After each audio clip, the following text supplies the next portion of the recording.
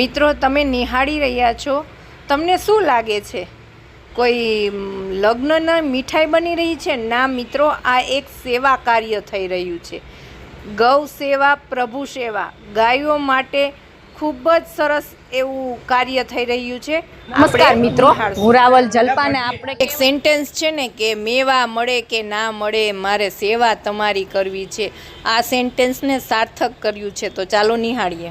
પોતાના માટે તો સૌ કરે, પણ મૂંગા પશુ માટે કરે જ નહીં. એ બેન અઢળક સેવા કરે છે. આ કોઈ બોલાવીને આવવા વાળી ભીડ નથી. પોતાની રીતે ટાઈમ કાઢી અને લાડવા બનાવવા આવે છે, એ પણ મૂંગા પશુનું. તો એવા જ આપણે બહેનોને મળીશું. નમસ્કાર જ્યોતિબા. નમસ્કાર. હવે આપણે આ જોઈએ છીએ કે લાડવા બનાવીએ છીએ, તો એ તમે શરૂઆત ક્યાંથી કરી? અમે આજથી 25 વર્ષ પહેલાં મારા પિતાજીએ લાડવા બનાવવા માટેની પ્રેરણા અમને આપેલી. તો આ એમના મિત્રો છે જે બધા સાથે મળીને સ્ટાર્ટ કરેલું. તો હજી સુધી એ પ્રેરણાનું ઝરણું છે, હજી ચાલુ જ છે.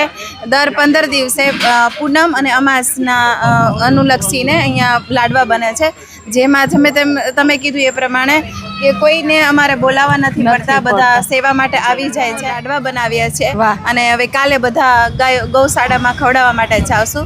અને અમુક લોકો છે એ બહાર રસ્તા ઉપર છે રખડતી ગાયો હોય એને ખવડાવે છે. એ સિવાય પણ અમારી ઘણી બધી પ્રવૃત્તિઓ છે જેના વિશે જોઈ શકો છો. 150 કિલો ઓછું ન કહેવાય પશુઓ માટે. દર 15 દિવસે 150 કિલોના લોટના લાડવા બને છે. બેન આપને વિશેષ માહિતી કહેશે, થોડુંક અમને ઊંડાણપૂર્વક જણાવો. જી, અમારે આના ઉપરાંત પણ અમારે સવારે અમારા ભાઈઓ બધા છે એ લોકો સવારે ત્યાં રેસકોર્સ બેસીને ઉકાળાની સેવા કરે છે. સવારે કડું કડિયાતું પેલું સુખ તે જાતે નરિયા, પેલું સુખ તે જાતે નરિયા.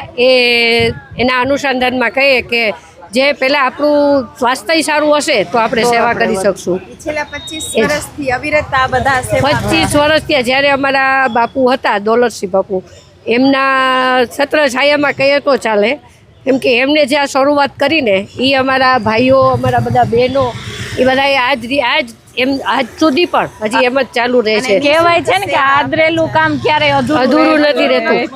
નિઃશુલ્ક ક્યારેય કોઈ પાસેથી પૈસા નહીં, કોઈ પાસે બહેનો આવે એમ સ્વેચ્છાએ આવે છે. બધાને એમ થાય છે કે ના, આમાં આપણે થોડું ફૂલ નહીં તો ફૂલની પાકડી, સેવા રૂપે પણ. પૈસા તો નથી જ અમે કોઈ લેતા, પણ બહુ ઓછા મળે છે. પૈસા દઈ અને સેવા કરીએ ને એના કરતાં જે ફ્રીમાં સેવા કરીએ છીએ ને અમને આનંદ રહે છે અને બહુ ખુશ થઈએ છીએ કે ના, અમે કંઈક કર્યું. તો કે કંઈ નથી, અમારું તો આ તણખલા જેવું પણ ન કહેવાય. આપણું એક લક્ષ્ય છે કે આવ્યા એવું નથી જવું. જય માતાજી. બાપુ 25 વર્ષ ત્યાં એમનો નિઃશુલ્ક સવારના પોરમાં કડું કડિયા હતું. સાંજે 150 શ્વાનને જમાડીએ છીએ અમે, દૂધ ને રોટલી. એ સિવાય કબૂતરને ચણ, બધા અબોલ જીવને બને ત્યાં સુધી આપણે સેવા કરવાની.